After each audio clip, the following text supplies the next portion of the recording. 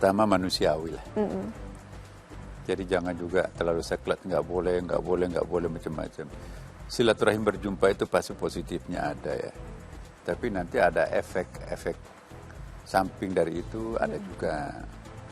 Bagi saya lebih baik silaturahim daripada nyetop sama sekali. Ya itu poin. Karena perintah silaturahim itu ada kan. Nah keuntungannya silaturahim itu bisa saling mengobati kerinduan satu sama lain. Betul. Bisa mengajak kita untuk memikirkan masa lampau kita ketika itu masih menderita, masih miskin, masih ada orang tua, masih susah hidup. Nah kita harus bersyukur dengan adanya keberadaan kita sekarang. Itu muncul dari silaturahim. Silaturahim itu juga kan memang diperintahkan Allah dan Rasulnya kan. Ya silaturahim itu ya harus diperluas, jangan hanya kelompoknya sendiri ya kan. Silaturahim itu dengan tumbuh-tumbuhan, dengan binatang, dengan kampung halaman, dengan apapun juga. Semua kita salurkan cinta kita. Kembang ini nggak pernah disiram, kasihan tuh kuning. Nah, kita silaturahim dengan cara menyambung kasih sayang kita. Bagaimana aku lapar dikasih minum, pasti juga puas kalau dia kering tanpa pernah disiram. Iya. Nah, aku adalah dia adalah aku. Hai kembang, engkau adalah aku adalah engkau. Jadi enak itu kan. Ada emosinya kan semuanya itu. Mobil ada emosinya. Mobil yang nggak pernah dicuci, mobil yang dibiarin di subaretan dan seterusnya, itu akan bertambah. Tapi kalau kita sayang, mobil itu juga nanti akan punya emosi. Wa in min syai'in la yusabbihu bihamdihi walakin la ta'lamuna tasbihahum. Ya, segala sesuatu itu bertasbih. Orang bisa bertasbih itu apa artinya tasbih? Mencinta. Tidak mungkin orang bisa mencinta tanpa ada emosi kan. Nah maka itu logikanya segala sesuatu itu punya emosi. Segala sesuatu itu punya energi. Nah energi disinergikan itu akan lahirkan power ya kan. Listrik itu kan ada negatif positif. Kalau dikonekkan seperti ini nyala lampunya kan. Sound system bisa bunyi. Siaran kita bisa dilempar ke seluruh penjuru kan. Coba kalau mati lampu kan.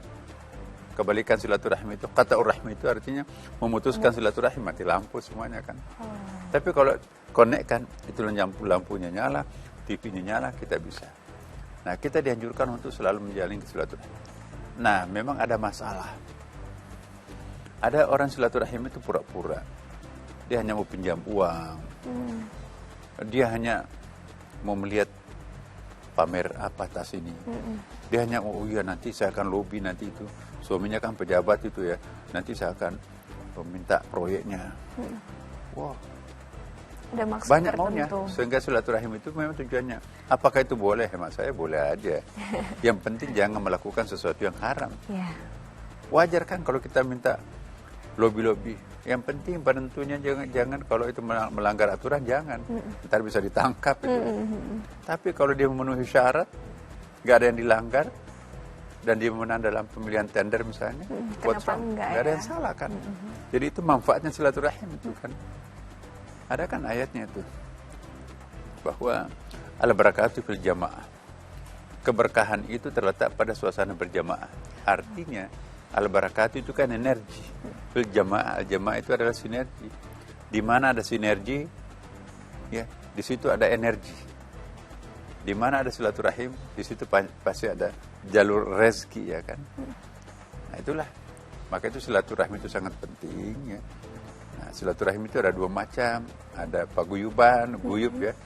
Hubungan emosional, tidak ada profit di situ ya. Ada patembayam, itu ada maunya. Ada bisnisnya, meeting untuk bisnis tertentu itu ya, itu dua-duanya juga bagus sih. Gak ada yang jelek. Yang jelek itu kalau meeting untuk merampok bank. Bagaimana strateginya. Itu gak boleh. Itu silaturahminya benar-benar tujuannya negatif ya Prof ya, dan dosa. Nah Prof, gimana Prof kalau ada seseorang ya Prof ya, dia itu mungkin sudah sangat membenci saudaranya, hingga beliau tidak mau lagi bersilaturahmi hingga saudaranya meninggal Prof. Apakah itu hukumnya Prof? Iya. Ada sesuatu yang tidak bekerja di situ. Mungkin karena nggak ada silaturahim yang dilakukan oleh orang tuanya. Nah, orang tuanya juga ikut bersalah di situ. Kenapa? Orang tua itu kan moderator terhadap anak-anaknya kan. Jadi jangan berat sebelah. Kalau orang tua itu berat sebelah, memanjakan satu anaknya, menganaktirikan suatu anak kandungnya sendiri, itu kan bisa menimbulkan konflik